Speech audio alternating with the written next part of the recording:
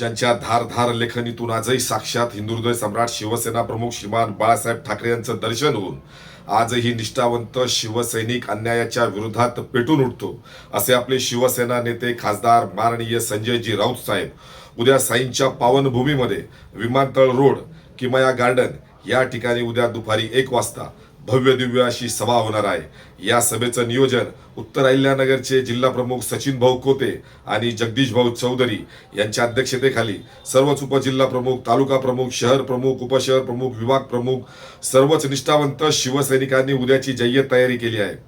त्यासाठी मी कोपरगाव तालुक्यातील सर्व निष्ठावंत शिवसैनिक, माझा बळीराजा, माझ्या माता मावल्या, माझे सगळे बेरोजगार मित्र सगळ्यांना मी आव्हान करतो, उद्या आपण नक्कीच 1 वाजता शिर्डीमध्ये यावं, या सभेला आपली हजेरी द्यावी आणि निश्चितच बळीराजाचं राज्य येऊन सुखाचं आणि समृद्धीचा हा भगवा झेंडा या उभ्या विधानसभेवर उद्या फडकावा, यासाठी आपण यावं। धन्यवाद। जय हिंद, जय महाराष्ट्र, जय संविधान।